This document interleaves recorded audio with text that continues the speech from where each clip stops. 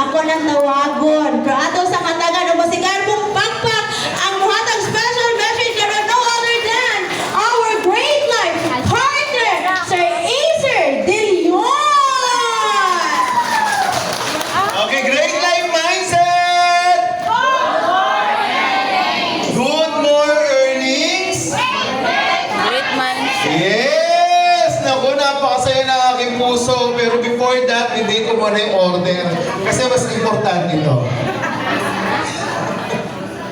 Okay! Maganda ba yung lugar natin? Komportable ba? Sino naka-attend last year na Christmas party? Taas ang kamay. Dali. So, ibig sabihin, lahat bago lang umattend ng party ni Ma'am Liklik. Nasaan na yung mga nag-attend last year? Kasi sabi daw last year, sa kabila, git-gitan, uot, diba? Init. Dito, komportable, lamig. Unya, maka-enjoy jud ta. No? Kayo, gusto niyo na ba yung lugar na to? Gusto niyo na? Okay. I officially announce, no, that starting January 2026, dito na po tayo mag-o-office. Okay? Lilipat na tayo. Hindi na tayo dun sa may tapat ng DIY.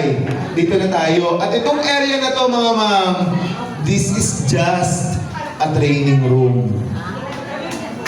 Ibig sabihin, pwede na gumawa si Ma'am Liklik ng Christmas party every month.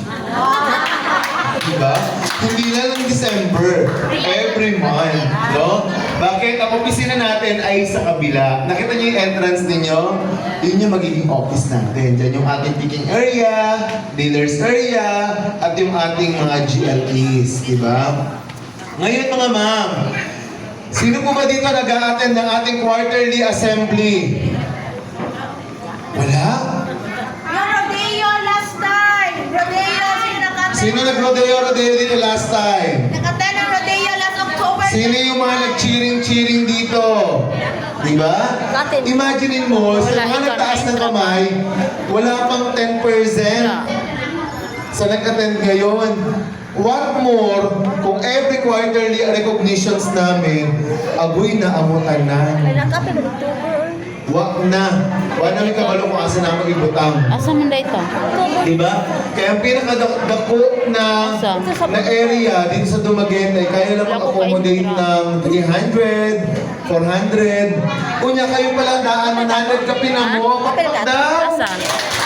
Ay, utak kong bigos ko Alam niyo ba, pang-5 kayo sa nag-conduct ng Christmas party. And as early as now, para masasabi ko na